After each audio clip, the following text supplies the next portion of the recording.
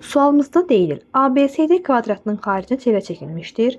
Alfa üstəgəl beta üstəgəl qamma cəmini tapın.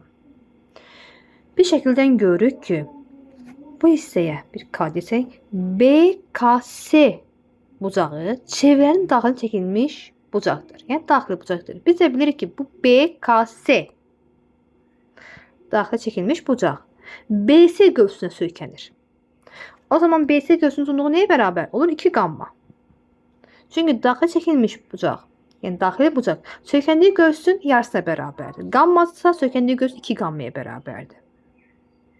Uşaqlar, biz həndəsənin əsas anlayışlarından bilirik ki, M hərfində olan bir fiqurda baxın, xaricdəkilərin cəmi, yəni alfa üstəgəl beta bərabər daxilə, yəni qammaya bərabərdir. Yəni bizdən alfa üstəgəl beta üstəgəl qamma cəmi, yəni bizdən 2 qammanı istəyir. Baxın, bu cəm 2 qammaya bərabərdir. Yaxşı, biz qammanı tapa bilərik. Uşaqlar, mən buradan kvadratın bir diaqonalını çəkirəm.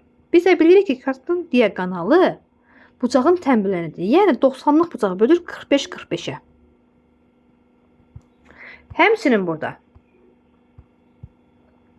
baxın, BDS bucağı da BC qövsünə söykənir. Biz də çevrədə bilirik ki, eyni qövsə söykənən bucaqlar bir-birinə bərabər. Yəni qamma ilə 45 dərəcəlik bucaq bir-birinə bərabər. Yəni qamma 45 dərəcəyə bərabərdir. Məndən də 2 qammanı istəyir. Demək, alfa üstəgəl beta qammaya bərabərdir. Onu alfa üstəgəl betanın yerinə qamma qoysam, cəm alınır 2 qamma. Onu da 2 vurulsun 45 bərabərdir 90 dərəcə. Düzgün cavab 90 C variantı.